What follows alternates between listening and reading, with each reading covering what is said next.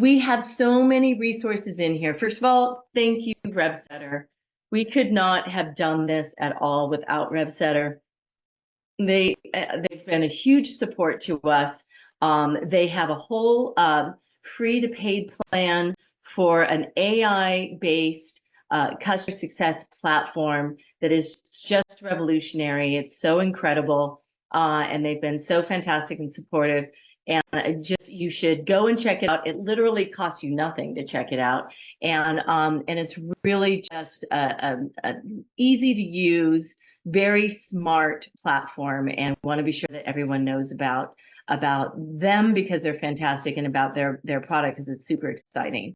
I'm going to have fireside chat. This is where we tried to put together then sort of a summary of our notes here, and we also have some additional reference resources and things for you. And then we also, each person went through and put together their thoughts and notes from their perspectives here. And then we also have information about all of our contributors. So want to be sure that you connect everybody and have a chance to follow up with them as well. So that's a quick little tour. And I did it in less than 10 minutes, which I'm super excited about. Will and Adam, can you just wave to everybody? Can you just come off mute so everybody sees you? And Hey guys. Hey guys. Oh my gosh, Hey, be sure to connect with Will and Adam. They're just incredibly supportive, and just also want to acknowledge that we have even like Mohammed, where it's like 2:30 in the morning from Jordan. We have people from all over. I know we have people from Israel that are here today, and it's just truly global. Guy is in Greece today. Eric is in Hawaii. We have just about every time zone represented. So thank you to everyone who is coming together here, and just super, super excited about this all. I will now basically just sort of jump into, I think, the fireside chat, because I really want to take some time to dig into this topic, and then also try and have time for the breakout notes. I'm Jan. Yeah, I don't know if I've ever introduced myself, but I founded this incredible community of amazing people 2.5 years ago, and I'm so thrilled that you all come together to help each other. And this is a classic example of how we come together to help each other. So thank you. Just digging in, and I know that each of you are going to introduce yourself as we go along, but why don't we just kick off with, like, what is CyberTech? And Guy, I know you have some thoughts to share on this and good analogies for us. Definitely, and thank you, Jan, for inviting me to this session. I'm very happy to be here with this great community, and not for the first time. So maybe a quick introduction about myself. My name is Guy. I'm the VP of Customer Success at Obrela, based in Greece. Obrela provides cybersecurity services across the EMEA region. I've been in Obrela for 2 years already, and in cybersecurity for more than 8 years. I actually started my career in software engineering, and for many years I've actually been in customer success or customer management roles, not in cybersecurity, banking, insurance, telecommunication. And 8-9 years ago, I actually jumped into this new domain, which was full of jargon and terminology. But it was one of the best decisions I've ever made, because it's very vibrant, very interesting, full of challenges. And I'm happy a few years later to be here and try to share some of my experience. So that's short about myself. Now, we were talking a bit before the session about how to better introduce CyberTech, and I thought about 2 things to tell everyone, and try to keep it as friendly as possible without getting into too much of terminology. And when I stepped into CyberTech, I was kind of looking at it from, or I was told that think about physical security, your home, and think about how you protect your home. You have windows, you have doors, you have rooms, you may have a safe. in your house. By the way, you keep all the jewelry maybe there. In cybersecurity, we call it the crown jewels of the organization. And then you want to protect your home, right? So you protect maybe the perimeter, the fence around the house. You put security cameras, you have a lock on your door, you have motion sensors, maybe you have a dog. All of these things are the tools that you use. The same thing as we have in cybersecurity. We have tools. We'll talk about it a bit more, and my colleagues will share more about it. But you also need experts. Somebody needs to install the cameras, somebody needs to fix the door, somebody needs to install the motion sensors, maybe a company that tools the neighborhood and keeps an eye on your house. So that's the experts, or the people that provide the service, and we have the same thing in cybersecurity. We have people that actually know how to configure systems, to configure the solutions to be able to protect.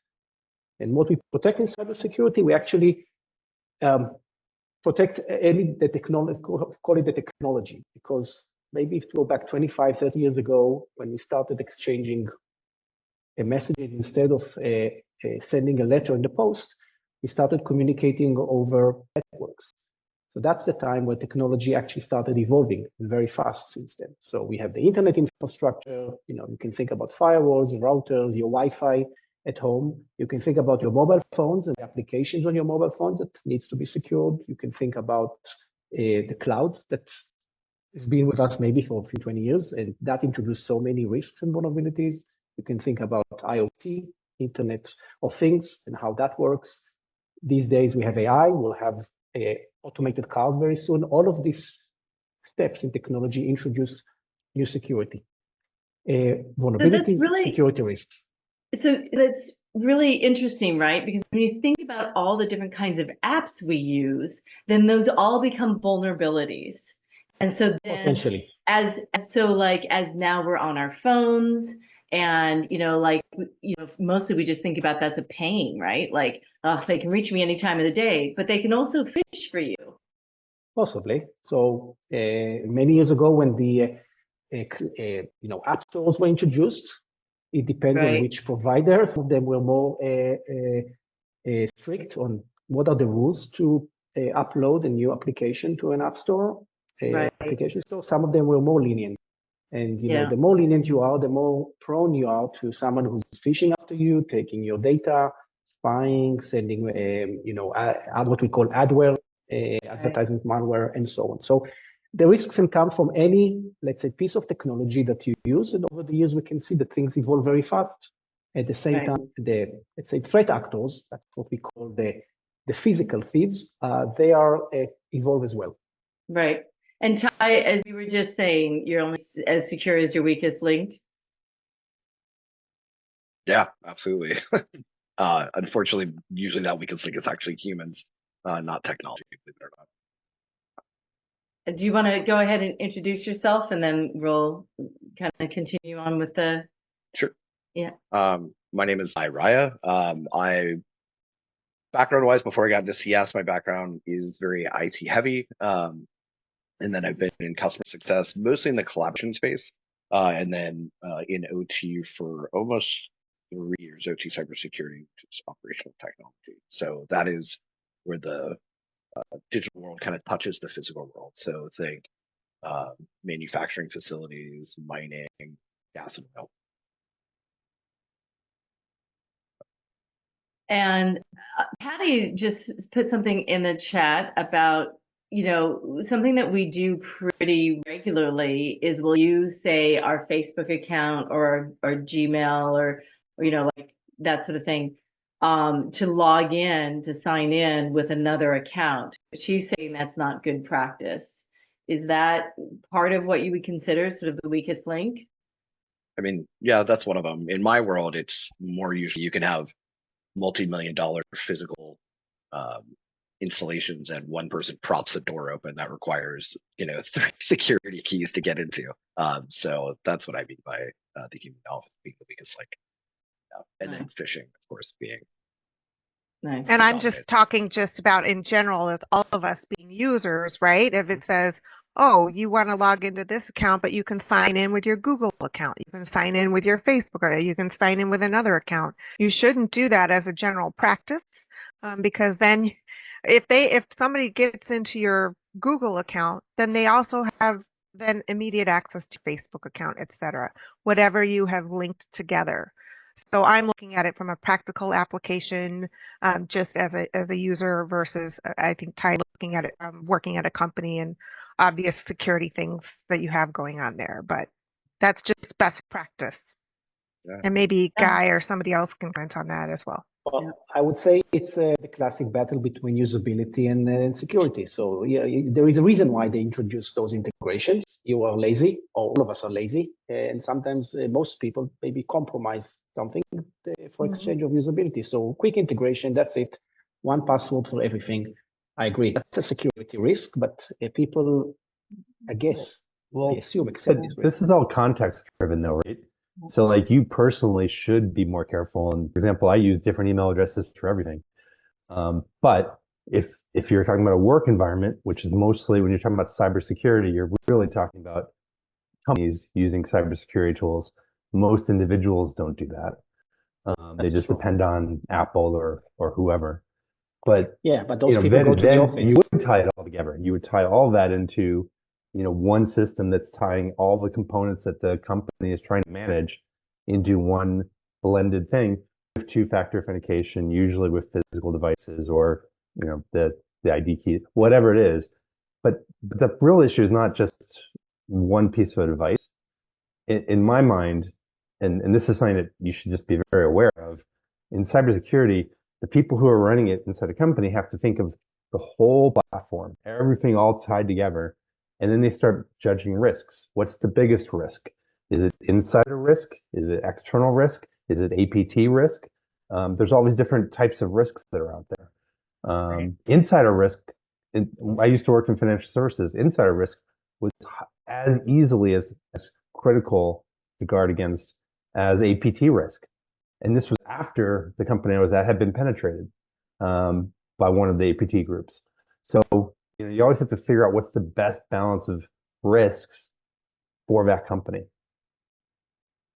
I want to go ahead and actually move in to the area around CS in CyberTech. So Taz and Joshua, if you could introduce yourselves, I know that you had some thoughts on whether you're in CS leadership roles or as a CSM, kind of how it's a little different in CyberTech.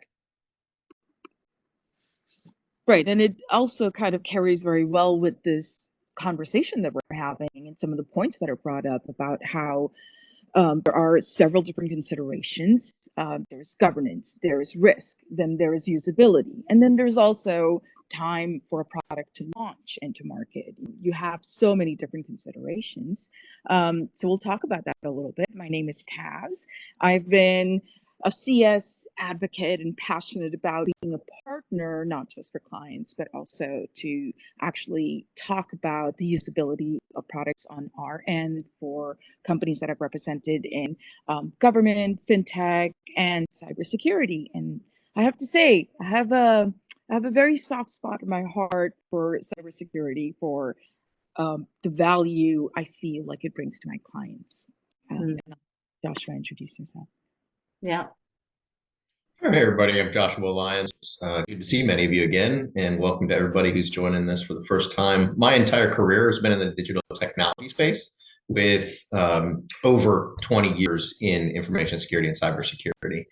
And many of my roles in the past have been sales and account management. I actually started as a field engineer installing routers, CSU, DSUs, firewalls, but that was a short stint, got into the sales world, and then that naturally drew me into customer success, which I've been a founding CSM at an information security company focused on data protection, and then also moved into a CS leader role at that organization. And the one thing I think in this world that we're in, both the CS world and the information security and cyber world, is that the amount of technical knowledge that a CSM needs to know can vary wildly. There are some CS roles that are incredibly technical, and then there are others that aren't that technical at all. And then there's further others that are all along that spectrum, if you will. But we talked about risk here. I think David brought that up. That is what security professionals view everything in terms of risk, and it's prioritizing risk and then working with the different tangential areas within the company, or corollary entities within the company to help understand how to address that risk. And there's multiple ways to deal with risk. You can accept risk, you can transfer risk. There's many things that you can do. You can try to stop risk from happening. But it's important to understand those basics, as well as the CIA triad, if you will, of confidentiality, integrity, and availability. Everything funnels into that. So as a CSM, if you at least know the basics of information security world, you're going to be on the right track, and you'll figure out how technical that you really do need to be. And so in terms of that, though, like I've heard that it can be incredibly pressure filled, that if it, as a CSM, like if something is happening to one of your clients in the middle of the night or on the weekend, then essentially you're on call too. Is that maybe only in certain circumstances? How would you describe that? I'll give you my consultant answer. Well, it depends. Okay. It absolutely depends. It depends on what area of information security you're in. It depends on what type of threats you're addressing. Data loss prevention is very different than a P1 outage issue. So it really depends on the environment in which you're in. And to add to that point, I think as a relatively newcomer to CyberTech, You've been in it a couple of years. Yes, a couple of years, not as long as Joshua has probably seen a lot of transitions and growth. What my understanding of what customer success could look like in the cybersecurity field is very emblematic of two things. One, what your company's product, service, or offering is, and where it fits into the security framework. Are you only looking at application security? Are you looking at the Internet of Things? Are you looking at how your users are managing their identity to be able to log into your systems? Or are you just analyzing threats and vulnerability? So depending on that, and then the second part I would feel is what your client's top mission and priorities are, what the budget for security is, and how they approach security. They're very gung-ho about making sure all their doors of this house that Guy had described have latches and have secure ways to be able to access. Or would you like your product, your shiny product with updates to be released on time and get to market fast enough, and you're willing to accept some risk? And to that point about what your company's product and services could be, relies a lot on that technical knowledge, or understanding, at least, I think at the very least, for somebody who comes from a very non-technical, non-cybersecurity background, is what is your product? What is your offering? How does it compare to some of the competitors that are out there? How do you position yourself and describe the value that you bring to your clients and why that's important? We're all, yay, security, let's change our passwords every 30 days or 60 days, follow all sorts of policy and governance requirements that our industries might have. But how do we do it in a way that we can still use our business acumen and our communication skills to be able to translate that, but also at least know what you're talking about, have some credibility, have some way to relate to folks and clients who are very highly technical. So that's a little bit of the two facet that I feel centers heavily on what customer success might look like and why it would be different from each role to each company to each sector that you're looking at under cybersecurity. Yeah. Eric, you had some thoughts, and I want to be sure that you introduce yourself too. Oh, thanks. I was about to just type it up. Hi, everyone. I'm Eric Cheng. I am currently working at a cybersecurity company called Lastwall Networks based in Canada, where we provide identity access management.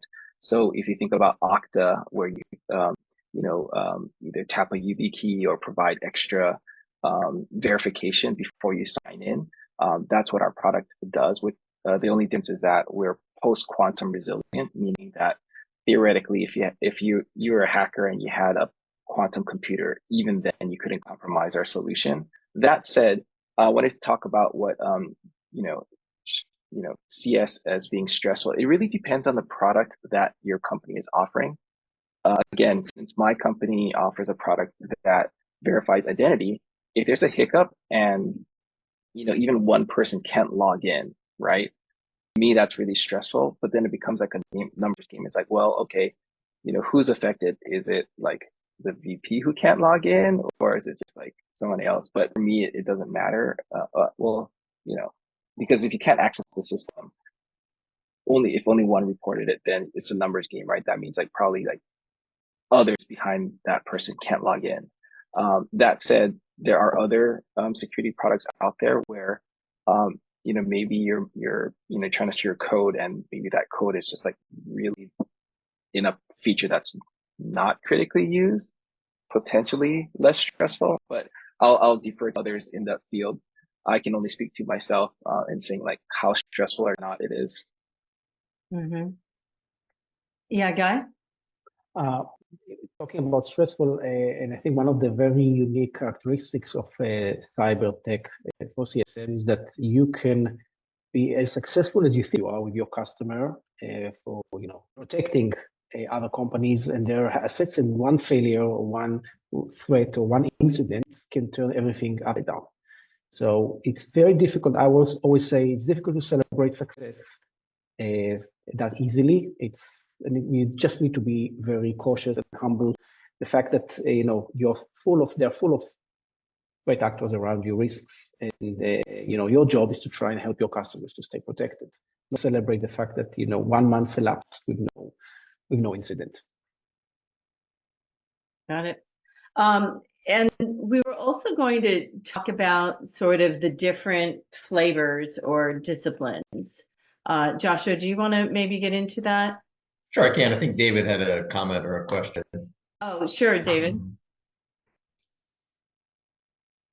Dominate. There's, as we all know, there's so much depth here and so much silos and so much. So like you could spend all day talking about, intrusion detection, and that would be a serious, significant thing.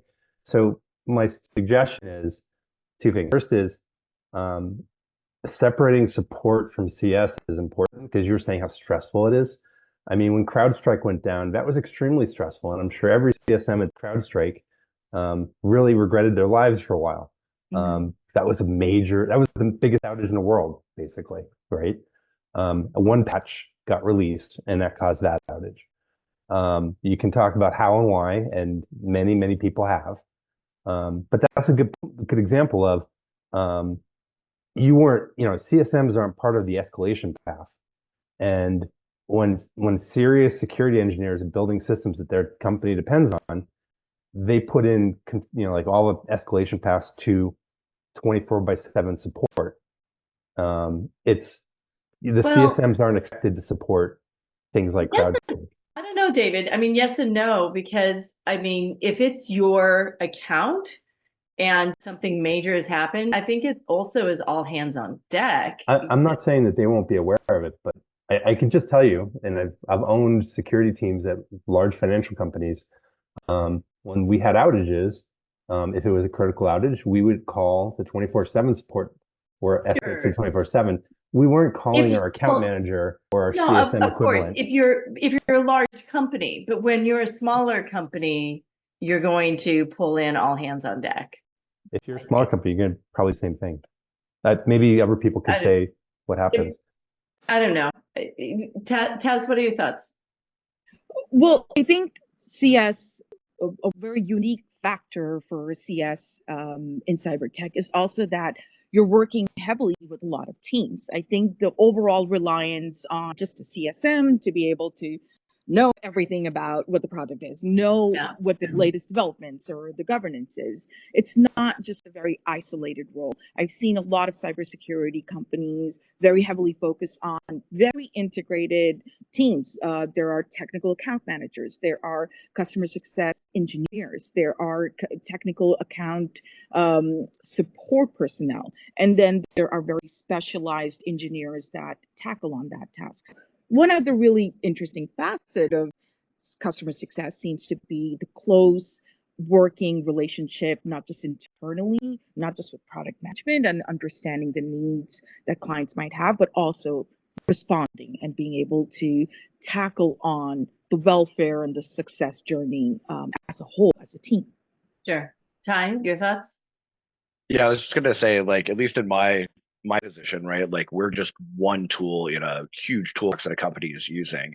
And for Okay. example, with the CrowdStrike, situation, my customers were affected. So part of my job was, what can my part of the piece of the puzzle do for you to help you out, right? And two, taking the weight off of technical support so they could focus on those issues, so I can handle the more emotional business side of things, and they didn't have to deal with that as much. So just kind of bifurcating the stress that's coming into the company. Got it. Joshua, let's dig into the different flavors and disciplines.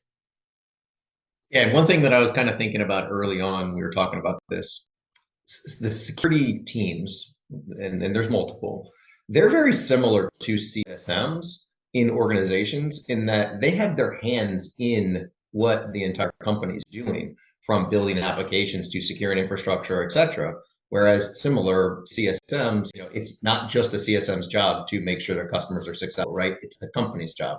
So it's a very similar way that we approach our job function between like CISOs and their team as well as CSMs and their team. Another thing that's a big tie is the best CISOs and the best security teams out there are the ones who can figure out how to make something work in the most secure way possible, not be the no team. I think somebody in the notes that we have said like the party pooper.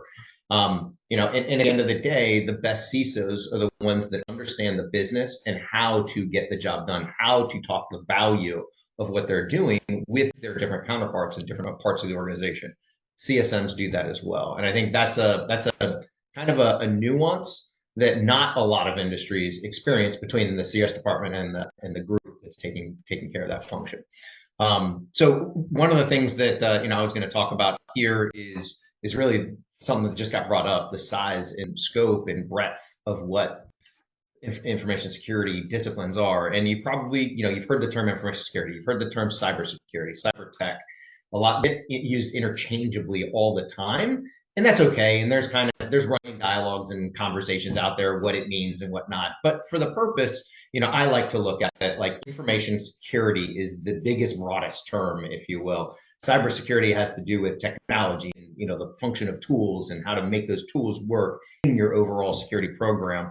But just know, those terms are going to be interchangeable, if you will, and that's okay. It's not really the end of the world. But information security is a broad thing, and it covers tons of stuff, from like Guy first talked about physical security. You're looking at endpoint security, like laptops and devices, data security, the actual data that's on different devices, network security and infrastructure security. I would say don't get too hung up on the definition of the terms, if you will. Just be familiar with the different functional areas that I talked about. And there's things like cryptography and encryption. You have your privacy departments, which work hand in hand with information security a lot. You have your compliance department that works hand in hand with privacy and security. Somebody already mentioned governance, risk, and compliance. There's so many different aspects of the information security and cybersecurity world. Just being aware of what they are and the nuances that each of those groups have will probably, depending on what you're doing as a CSM in the information security world, will have an impact on how you engage your customer, because they might not be the stakeholder that you need to talk to. You might need to talk to a different group or involve them together. So just being aware of the different functions and areas of the info security and cyber world will really benefit you as a CSM. Right. Yeah. And Guy and Eric, I know you had some thoughts about the common challenges and best practices that go along with some of those. Eric, you want to start? Go ahead. I'll jump in. Coming from other industries like fintech or martech, as a CSM, I expected like a ton of information that I could leverage for creating stories of how is my platform or company providing value to you, right? In the cyber world, at least from my experience, it's totally been flipped. It's almost like there's like no, it's not that there's no information. The information that is logged is sometimes very scarce, and sometimes it's because the company decides to do that from a security posture, right? You limit how much exposure you could potentially have. Other times it's your client, for example, the government, depending on the security level, like if it's like FedRAMP high, there's like no data that's allowed to be aggregated. So then without that data, how do you craft those stories, right? So I think that's one of the challenges that you may have to be accustomed to. And then the other thing is like all these awesome tools that you hear about nowadays, like Update AI or even Fathom that's being used to take notes. Like you're not gonna get any of that as a CSM in the cyber world. It's just no bueno unless that tool has gone through, for example, in my world, like FedRAMP high, and very few companies are going to go pursue that certification because it's a ton of resources to go through that, and so there are very few options when you're dealing with customers who are in like at least the federal space. But I'm gonna like turn that over to Guy and like let him talk. Thanks. Maybe to add on Eric's note about the value. So one of the mistakes that I've seen in cybersecurity is trying to use a calculator to try and create some kind of a revenue protection number that you can help the business to do. I've seen IBM's calculator before. They were usually not accepted by customers, by executives. It's very difficult to quantify. You got kind of stepping into how much the risk is and how you quantify the risk, and can you protect the revenue in some way, protect the data. There are a lot of aspects that customers will challenge you on this one. So I think it's one thing that is very difficult to prove. You can prove a good service. You can prove that your technology provides the level of security that it is supposed to. You can demonstrate it in different ways. You can provide benchmarks like we do in other customer success domains. So that's fine. But you do have to be aware of that limitation, because it does pose a lot of limitation on what you can say, especially if you're talking to a very, let's say, knowledgeable teams and seasoned, let's say, security experts. Yeah, quantifying risk is one of the most difficult things in our world. It can be done. There are some nuances to it, but that is one of the biggest challenges I think I've found over the years.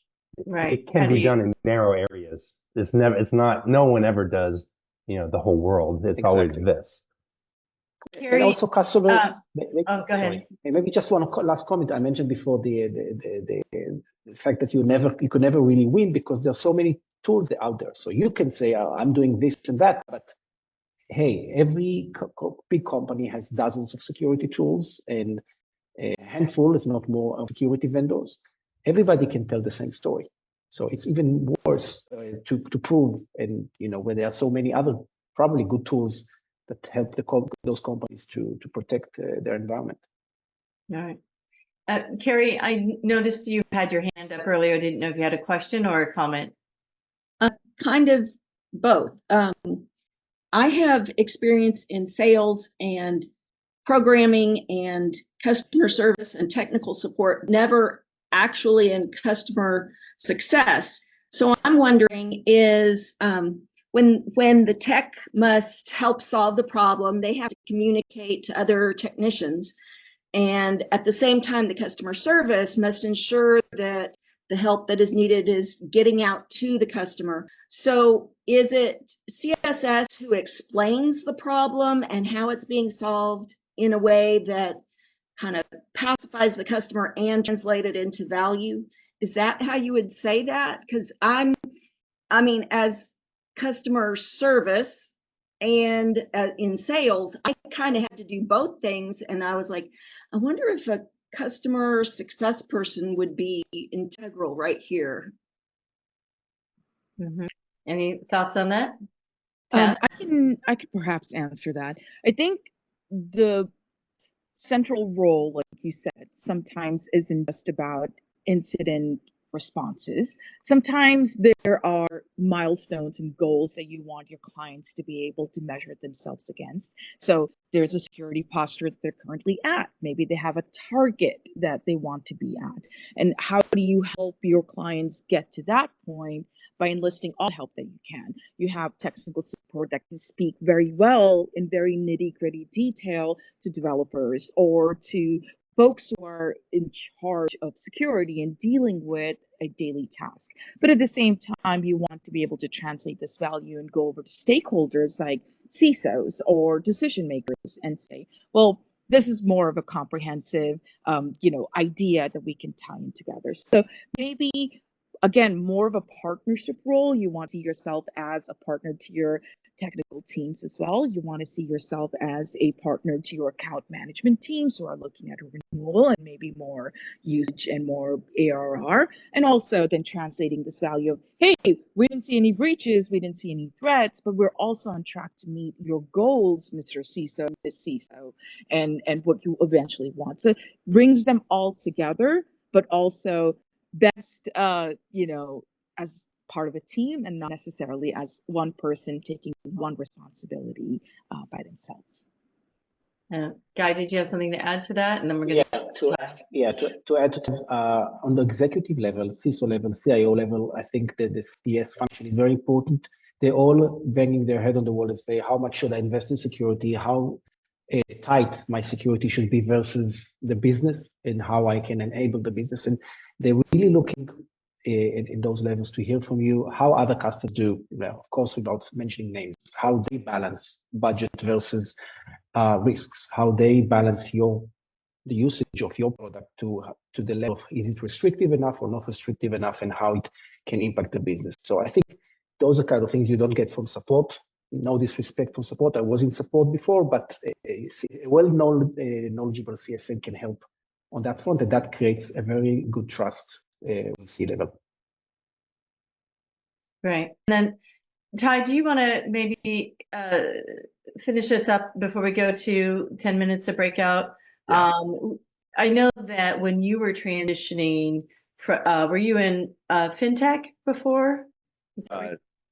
No, but yeah, it's okay. You were in another area. Yeah. So when you were in a different industry and you were transitioning over, I know that there was definitely an effort in understanding just like basic terms in order to have some credibility. Maybe speak a little bit to that and other ways in which you felt like there were some differences when you moved over. So I'm going to use this as a bit of an example opportunity that are things that probably Joshua, guys, like people who've been around for a while, maybe know, but likely don't, right? Like ICS, SCADA, DCS, PLCs, Purdue models, right? Those aren't things that necessarily apply in each of their worlds. And I would say that just like that little subset, that's going to be different for every company or niche of cybersecurity you go into. You have your own really specific thing for that industry or that company that is unique. So there's like general terms, and I'll throw like a thing in the chat if you guys want to know general terms. But my general experience is in all of cybersecurity, you're going to have to learn something new every time. So there's no like, you need to learn this going into cybersecurity. There's general cybersecurity, and then every company is going to have, or every segment's going to have its own very unique terms, like terms you're going to need to know. Got it. And that was pretty critical, I think. So let's see. What I want to do is we'll go for 10 minutes of breakout rooms. What I've done is assigned everybody so that there's one of our facilitators in each of the rooms, and then we'll come back for just a few minutes to wrap up. Did you get a copy of the breakout notes? Be sure you have the breakout notes to take any notes, and also to the slides, and I'll open up the rooms now.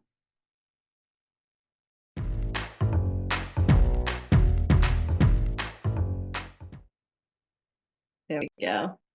I don't need to be the big face. Yeah, why not? How was that discussion going? Good, quick. Yeah. A lot of the folks in our group, which you can see here, aren't currently in cyber, but curious about it. And one of the things that I talked about is with all the uncertainty, particularly around simple SaaS and CS being a really competitive field, that CS in cybersecurity is a very depleted field, and that we would love more people in it. So there's certainly a lot of growth opportunity. Oh, that's great. And so on that note then, Ty, because cyber is so specific, if people want to get into cyber and maybe they've been a CSM in another area, what is a good way to really sort of learn enough so that you can interview and transition in a way that's going to work well? So, and other people I'm sure have other advice, but mine Yeah. would be that cybersecurity is such a big field that it can be overwhelming. Just dive into cybersecurity. So I would find a niche that you're interested in, maybe pick 4 or 5 companies that are in the same area, like Gartner reviews or something, to find those and get to learn that nuanced field of cybersecurity really well, and kind of reverse engineer your learning process. Otherwise, you'll just, I don't know, my head would explode at least. Right. And so on that front then, if like, is there a particular, because it can be so broad, right? It can be, there's many different flavors or types of cyber, or just generally security, as there are areas that could be weak, right? And so how do you really identify an area that is going to be right for you and your background, would you say? Look at things you've touched before and you like, right? What cybersecurity companies have you worked with before? Maybe you've had them as a customer. Maybe you've used that tech yourself. Right? Like, start there and branch out. Start with something at least you know something about, or find out if there's something you're particularly passionate about, like an industry. Like maybe you're really into like environmental protection. I don't know. Find the companies that are working there, or like work backwards. Yeah. Guy, did you have some thoughts too on that? You also transitioned. Yeah, first of all, on a personal basis, be hungry enough to know that you need to roll your sleeves and learn. I think Ty mentioned it, or someone else mentioned, be continuous learner, be curious enough. And yeah, I will go with what Ty says. Try to find an angle to some of your previous experience, and try to find those hooks or those companies that maybe you worked with before. You just about them, you see their tools, you see their services. Try to learn, use Gartner, use Forrester. There are many reputable consultancy firms that can tell you which are the main technology leaders in different spaces, and go from there. And don't forget, and also don't be afraid to ask questions. Yeah. Any other insights? Yeah. Yeah, I just want to add, I know someone mentioned there's a lot of certs out there. There are a ton, and they are very expensive, most of them, and the exams are literally in the thousands of dollars. In my experience, don't worry so much about the certs if you have the knowledge, right? Like, most people just don't care about the certs. At the end of the day, if you can speak to the knowledge, information. So just don't waste your money on a ton of certs. Just speak to the company and say, I've gone through the course. This is what I've learned. People are fine with that.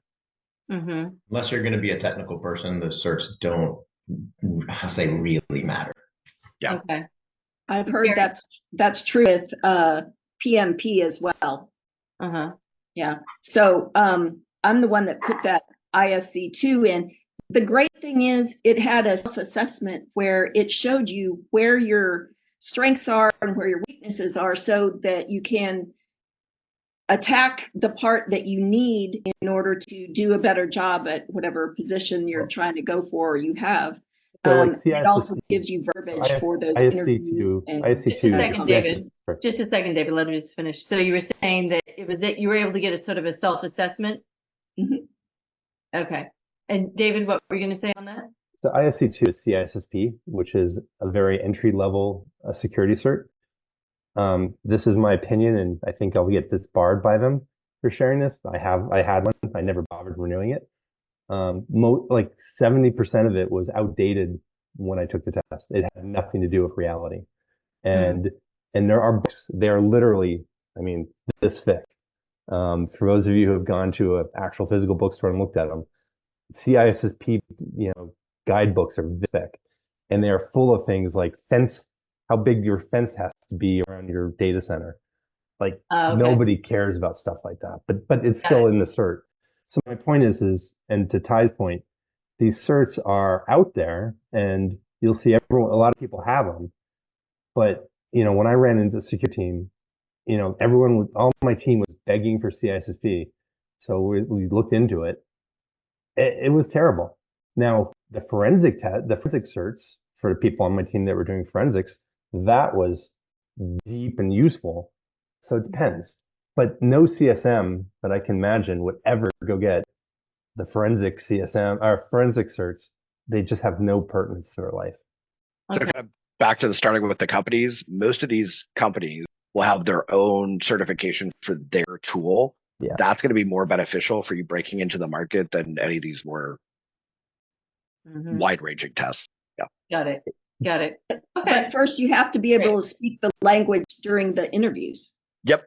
Do the study first, and then, but I would still start with a company. What tech are they in? Learn that tech. Great. That'll give it to you. And just to point out, we did, I think you added, Ty, some books to the courses page. So if you are trying to break into it. And then also we have the IND-CyberTech channel.